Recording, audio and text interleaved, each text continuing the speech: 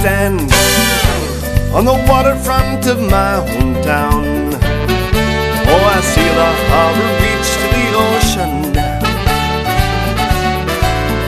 I see seagoing vessels sailing from around the world. I watch them disappear on the horizon, and in the distance I can see children fishing off the quays. Iris, 8 years. We're finally here at the OPA of Peter Martin's land grant, like we planned 8 years ago. Thank you so very much. Oh, I'm so happy. I'm just so happy to finally meet you. Cheers.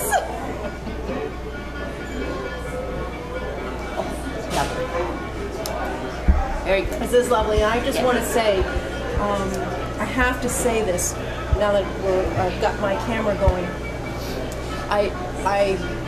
I don't know how to say how much I've appreciated you. Well, for 8 years. You did keep me in line too, you know, and that keep me focused on Peter Martin for a lot longer than I would have. I think if I had. I kept dragging you back into this story so many times. You kept saying, "But I'm going to get sidetracked." Yeah. But just because of the fact that you never blew me off, Iris. You always responded with so much detail, and then you'd go. I wouldn't hear from you for a little while after I'd ask you something, and then you'd come back with all this information because you went and looked it up. And I have to say how much I appreciate someone like you spending all that time, because you have so many projects you're working on. It was a labor of love, though, really, to sort out Peter Martin. You know, even looking back today, and I thought, oh, I'm so glad that I did that, just to sort out the number of children that he had and who they were. But you've been amazing with me, because I get, you know how I get, because I get off on a theory, and then I go, well, then I find this, and you're going, no, wait a minute now, where did you find that information? And you made me go back and keep the details and write down my source, because I tended to say, I don't even remember where I got it. And then that's how I started out too in the very beginning. I thought, oh, and I had to go all the way back again to get the sources and make sure I documented them. But in the beginning, no, you don't realize the value. Yeah, so you have to go back and prove what you said, because somebody disputes it. Oh, yes. The grandmothers. This thing about, and I'm guilty of it, of not searching out the grandmothers. When you get a male name, you know, because women taking on their husband's name. So here I'm researching the Martin line, and I've got the Martin line quite a few generations, but I realized too that I had forgotten my grandmothers. So here I have these other grandmothers, this O'Neill and Connors, which are old names from this area, and I haven't searched them out. And I would like to do more, but that seems to be something that I find a lot of people talk about in genealogy, is that the grandmothers get lost because of this names change.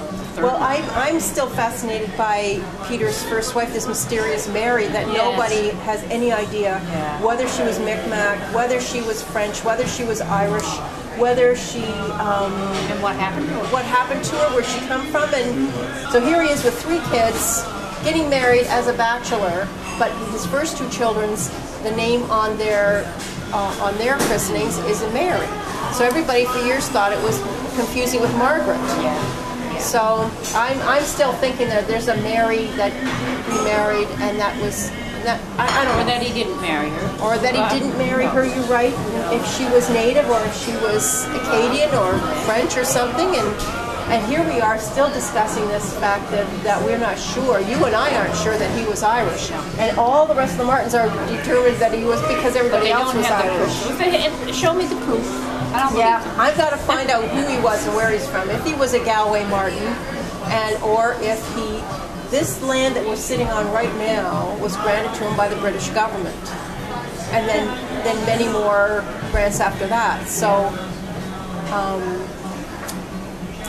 I don't know. And if you look at the history of how the British allotted land and to whom, you have to wonder why they would give it to an Irishman. And a Catholic. Or a Catholic. Let's have another drink, shall we? It was a long journey here from Ketch Harbor today. It was, wasn't it? I love this, sitting right here in this corner with these windows overlooking the corner of Argyle and Blower Street. Yeah. And think when Peter Martin lived 250 years ago. Yeah, when Peter Martin lived here, the activity that would be going on this cabin. Oh, beautiful. Thank you. Oh, this is wonderful. Thank you so much. That's where I want to be. On the streets of my hometown. Okay, so here we are having our beautiful dinner at the Oak Pop.